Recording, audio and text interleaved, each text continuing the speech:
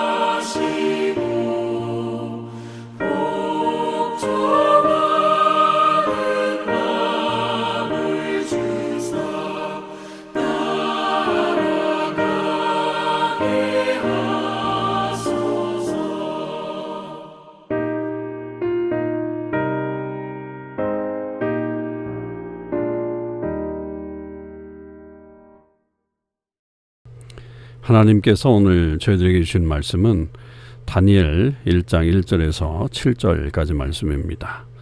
다니엘 1장 1절에서 7절의 말씀을 읽도록 하겠습니다.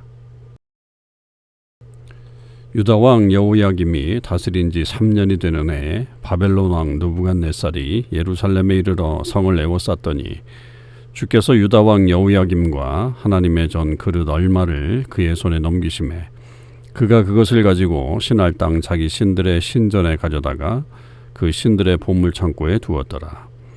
왕이 환관장 아스부나스에게 말하여 이스라엘 자손 중에서 왕족과 귀족 몇 사람 곧 흠이 없고 용모가 아름다우며 모든 지혜를 통찰하며 지식에 통달하며 학문에 익숙하여 왕궁에 설 만한 소년을 데려오게 하였고 그들에게 갈대아 사람의 학문과 언어를 가르치게 하였고 또 왕이 지정하여 그들에게 왕의 음식과 그가 마시는 포도주에서 날마다 쓸 것을 주어 3년을 기르게 하였으니 그 후에 그들은 왕 앞에 서게 될 것이었더라.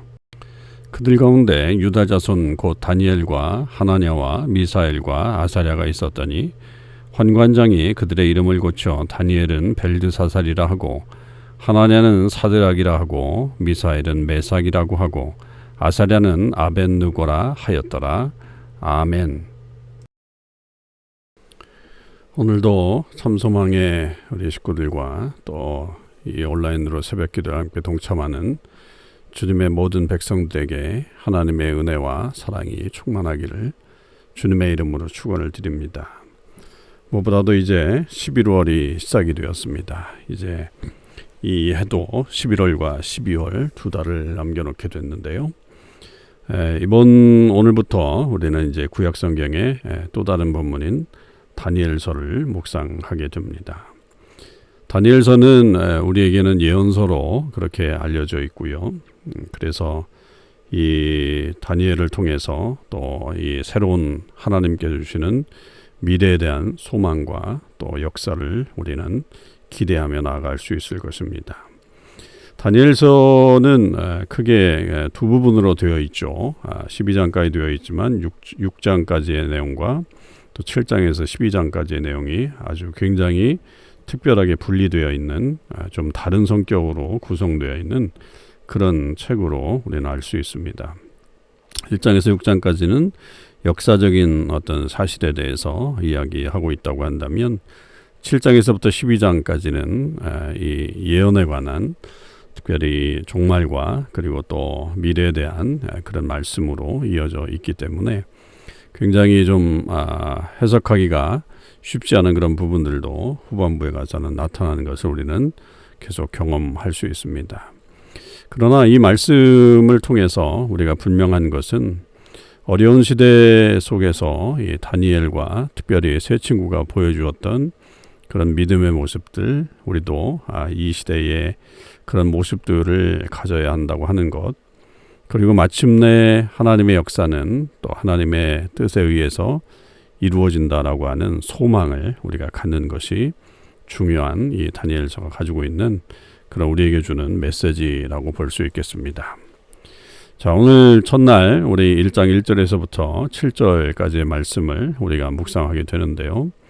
이것은 이 다니엘서의 어떤 서론격인 그런 말씀이라고도 보여지죠. 그야말로 이제 유다가 결국은 멸망당하게 되고 또 성전이 무너지게 되는 그런 환경 속에서 이 다니엘과 세 친구가 이 바벨론으로 포로로 다 끌려가게 되고, 특별히 이제 이들은 포로로 끌려갔지만 그 안에서 이 바벨론에서 특별하게 선정이 된 그런 인물들이라고 보여지죠. 그래서 그들에게 이 바벨론의 학문과 또 언어를 가르치게 해서 결국은 그들을 통해서 이 식민지 어떤 백성들에 대한 그런 교육과 그리고 또 뭐 이게 하나의 정치적인 광범위한 어떤 이 바벨론의 통치를 이루어가기 위한 하나의 방편이라고도 이렇게 볼 수가 있겠죠. 이제 그런 측면으로 이 다니엘과 세 친구가 등장하게 되는 그런 내용들입니다. 자, 먼저 이제 우리가 1장 1절과 2절의 앞에 부분들을 이렇게 보게 되면 결국은 예루살렘이 느부갓네살에 의해서 무너지게 되죠. 1절에 나와 있는 그 여호야김 다스린 지 3년이 되는 해에 이 예루살렘에 느부갓네살이 찾아왔다라고 하는 것은 역사적으로는 조금 다른 부분들도 있기 때문에 뭐 여기서 그런 것들을 더 자세하게 다룰 필요는 없겠지만, 분명한 것은 이 예루살렘이 느부갓네살에 의해서 결국은 포위되고 성전이 무너지게 되었다라고 하는 것은 분명한 사실이죠. 그럴 때 이제 느부갓네살이 그 하나님의 전에 있었던 그 그릇을 결국은 가지고 가서 신할 땅에 있는 자기 신 마르둑이라고도 이렇게 얘기하는데요. 그 신의 신전에 갖다가 넣었죠. 그러니까 보통은 이제 고대 시대에는 그렇게 전쟁이 일어나게 돼서 상대방의 신전을 탈취하게 되면 그 기명들을 결국은 자기 나라의 신들의 신전에 가져다 두는 것이 보통의 그런 모습이었다라고 하는 거죠. 왜냐하면 늘 말씀드리지만 고대 전쟁은 사람들이 싸우지만 거의 신들의 전쟁이다 이렇게 볼 수 있고요. 그 신이 결국은 그 다른 신을 이겼기 때문에 그 신에게 감사하는 마음으로 그 신의 어떤 그런 기명들을 탈취하고 가져오는 것들이 보통의 그런 모습이었다라고 하는 거죠.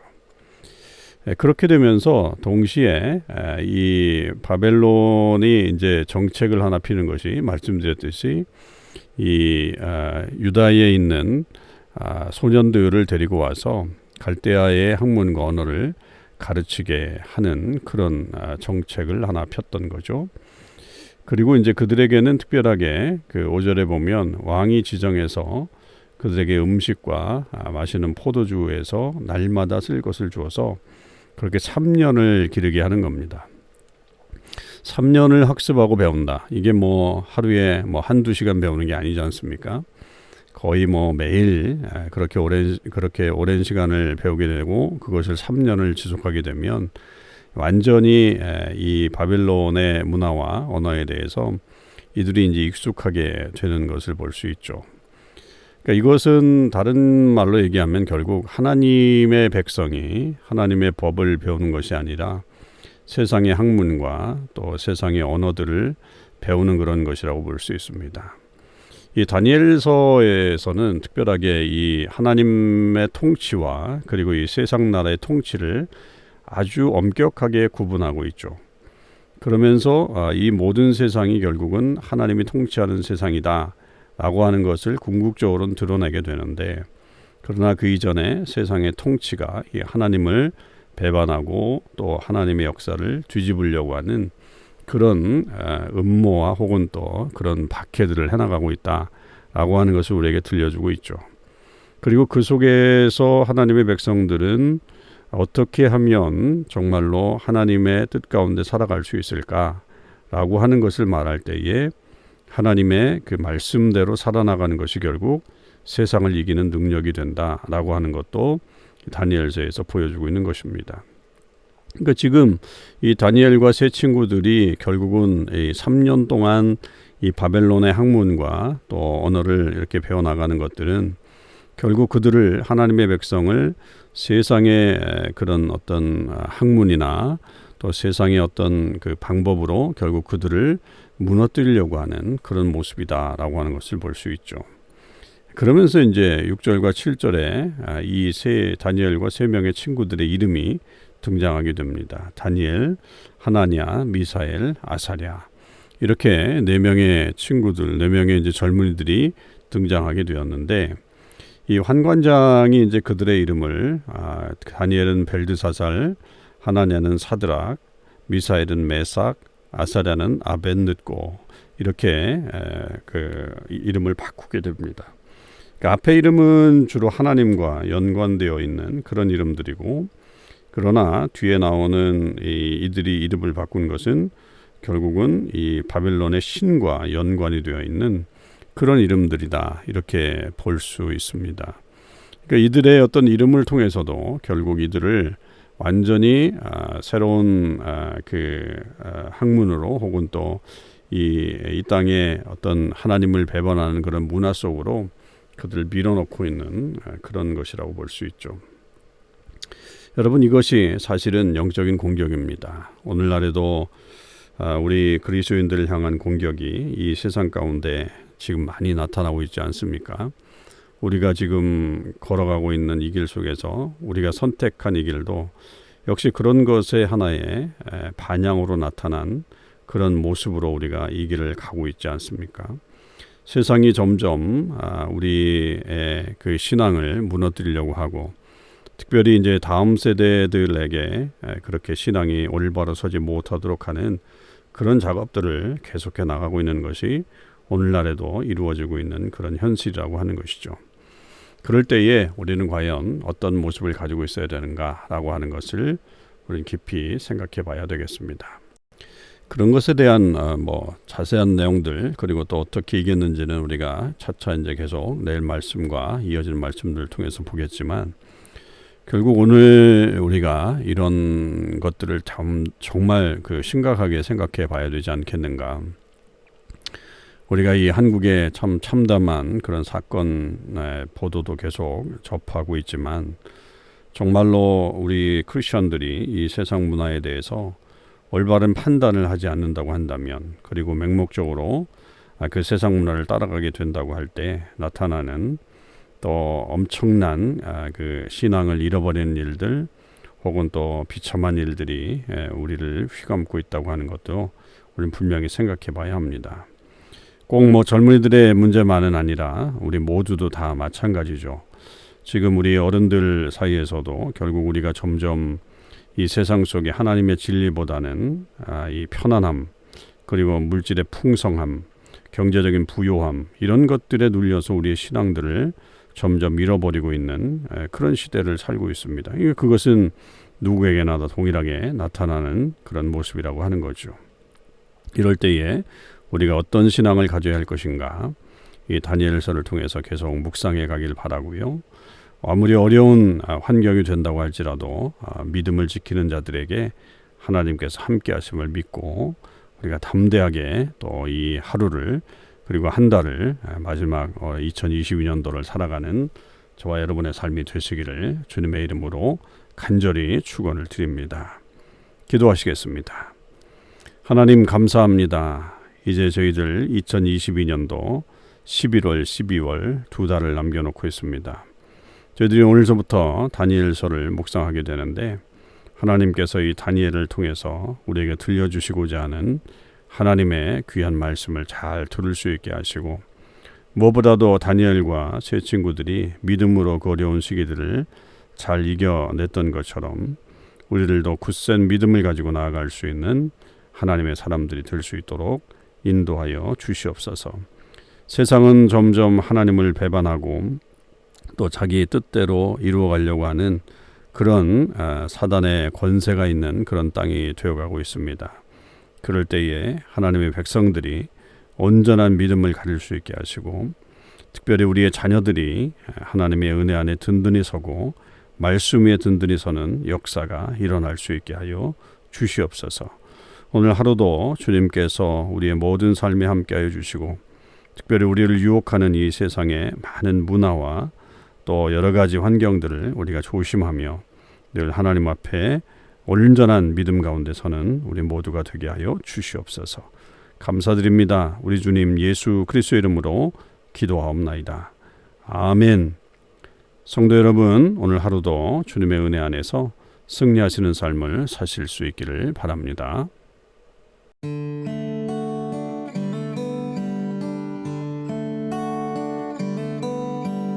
God bless you. 주님의 크신 은혜가 당신의 영혼 속에 가득 흘러넘치기를.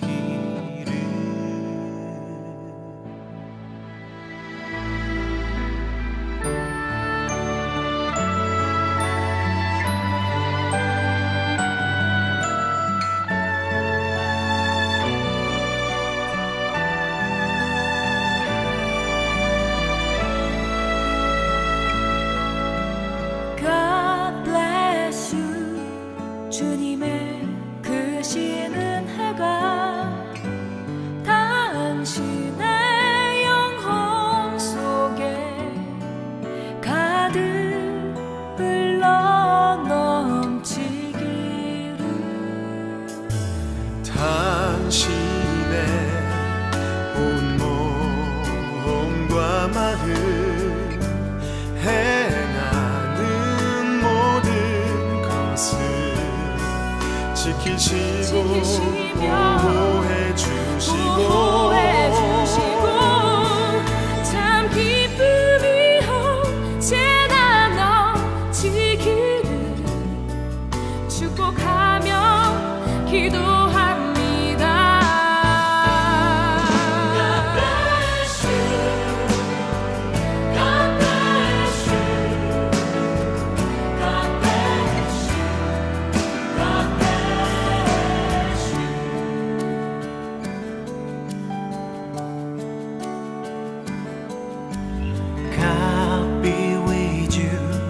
주님의 함께 하심이 당신의 모든 삶에 가득 흘러넘치기를. 당신이 무슨 일을 하고 있든지 어느 곳에 있더라도 언제나 우리 주님이 늘 함께 임하여 주시기를 축복하며 기도합니다. God be with you. God be with you. God be with you. God